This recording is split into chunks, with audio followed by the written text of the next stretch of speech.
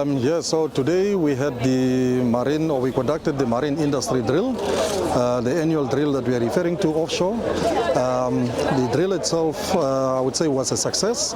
It was the first drill that we had offshore where we involved various stakeholders such as the police, the traffic department, the Navy, the other oil companies and so on, as well as Namport. So these were the industries that were involved, and it was quite unique because in terms of accessing the facility to fight the fire, these had to be done offshore and not from the shore side. But at the same time, since our pipelines are extending from the current jetty up to the terminal, which is about 7 kilometers, the entire pipeline had to be cleared.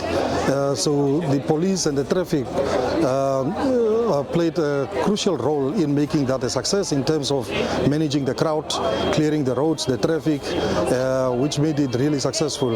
We also had the success, we also had the assistance from the port, who assisted with the attacks to fight the fire, as well as the Navy, who assisted with the search and rescue activities as we were busy.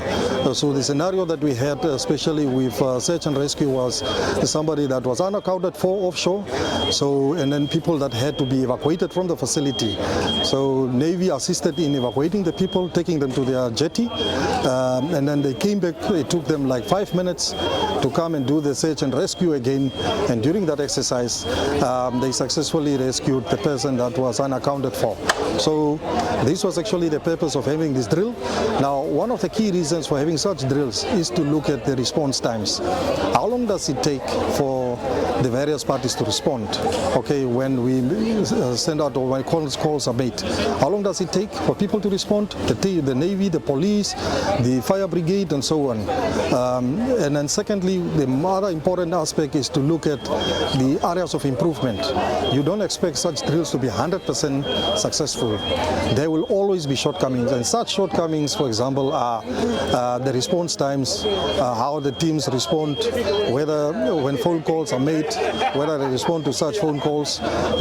So one of the key aspects, obviously, that we picked up today was the communication, in terms of radio communication, where we said there should be proper coordination and communication amongst the industry for everybody to be on the same page, because we are doing this not only for ourselves. It's not a NAMCOR thing, it's a community thing. So with all stakeholders involved, we can only make it a success, because fire can occur anytime. It can occur tomorrow, it can occur in a week's time, it can occur on a public holiday, Christmas, New Year. So we should be prepared to fight the fire at any given time. And as a result, without having such exercises, we will never be ready. And then we'll head for disaster. And that is what we are trying to avoid. So I thank you.